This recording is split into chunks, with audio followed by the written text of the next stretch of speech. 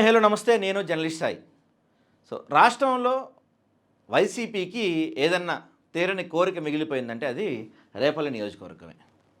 2014లో ఓడిపోయారు, 19లో ఓడిపోయారు, 24లో కూడా ఓడిపోయారు. అనేక ప్రయోగాలు చేశారు, అన్నీ బెడిసి కొట్టినాయి. కొంతమందిని నమ్మారు, నమ్మి ఏకంగా మంత్రి పదవి ఇచ్చారు, ఎమ్మెల్సీ చేశారు, మంత్రి పదవి ఇచ్చారు, రాజ్యసభకు పంపించారు. అయినా కూడా అక్కడ ఏం పని జరగలేదు. అసలు ఎందుకు రేపల్లిలో వైసీపీ వెనకబడుతుంది? వైసీపీ గెలుపు కోసం ఈసారి ఎట్టి పరిస్థితుల్లో రేపల్లిలో వైసీపీ గెలవాలని ఇప్పటి నుంచే జగన్మోహన్ రెడ్డి ప్లాన్ చేస్తున్నారా? దానికి తగ్గట్టుగానే కొత్త ఇన్ఛార్జిని నియమించారా?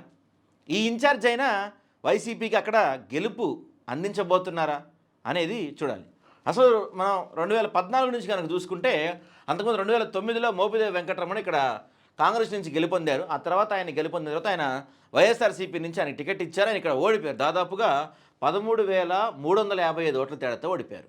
అప్పటి నుంచి ఇదేమైందంటే వీళ్ళిద్దరూ కూడా బీసీలే. అనగాని సత్యప్రసాద్ ఏమో గౌడు, ఈయన మోపిదేవి వెంకటరమణ మత్స్యకార సంబంధించిన వ్యక్తి, క్యాస్ట్కి సంబంధించిన వ్యక్తి. రేపల్లిలో మత్స్యకార సంబంధిత క్యాస్ట్ వాళ్ళు ఎక్కువ ఉంటారు, గౌడ్స్ ఎక్కువ ఉంటారు, కాపులు కూడా కొంత చెప్పుకోదగ్గ స్థాయిలో రేపల్లిలో ఉంటారన్నమాట.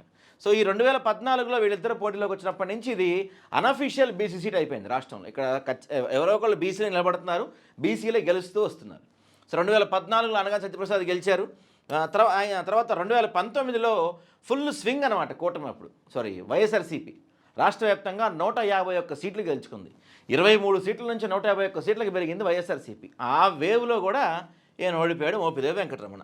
దాదాపుగా 11,555 ఓట్ల తేడాతో ఓడిపోయాడు. మేబీ అప్పట్లో అక్కడ జనసేన లేకపోతే ఏమైనా గెలిచేవాడేమో చెప్పలేము. ఏది ఏమైనా 11,750 ఓట్ల తేడాతో మోపిదేవి వెంకటరమణ ఓడిపోయాడు. ఓడిపోయినప్పటికీ ఆయనని గుర్తించి పార్టీ కోసం కష్టపడ్డాడు, రేపల్లిలో చాలా చేశాడని చెప్పి ఆయన గుర్తించి జగన్మోహన్ రెడ్డి గారు ఏం చేశారు, ఆయన ఎమ్మెల్సీని చేసి మంత్రి ఇచ్చారు. రెవెన్యూ శాఖ సంథింగ్ ఏదో మంత్రి ఇచ్చారు. ఆ తర్వాత కొన్ని రాజకీయ కారణాల వల్ల, రాజకీయ పరిణామాల వల్ల ఆయన్ని ఎంపీ చేసి రాజ్యసభకు పంపించారు. ఆ తర్వాత 2024లో వైఎస్ఆర్సీపీ చాలా ఇంపార్టెంట్ డెసిషన్స్ తీసుకుంది, చాలా మార్పులు చేర్పులు చేసింది. అందులో భాగంగా 2024లో మోపిదేవిని పక్కన పెట్టి గణేష్కి ఇచ్చారు టికెట్. ఏ ఊరు గణేష్, ఆయన మాజీ ఎమ్మెల్యే కొడుకు, పైగా డాక్టర్గా ఆయనకి మంచి పేరుంది ఆ నియోజకవర్గంలో. ఈయన గత 2 సార్లు ఓడిపోతూ వచ్చాడు కాబట్టి మార్పులు చేర్పులు చేసుకునే భాగంలో ఇక్కడ 2024లో టికెట్ ఇచ్చారు. యాక్చువల్గా కూటమి వేవ్ బలంగా వీస్తుంది.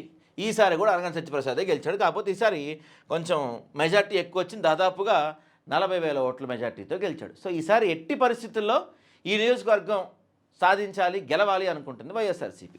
పోనీ ఇప్పుడు ఈ ఊరు గణేష్ని కంటిన్యూ చేద్దామంటే ఆయన అసలు కార్యకర్తలతో టచ్లో లేడు, ఎన్నికలకు ముందు టచ్లో లేడు, ఎన్నికలు అయిపోయిన తర్వాత టచ్లో లేడు.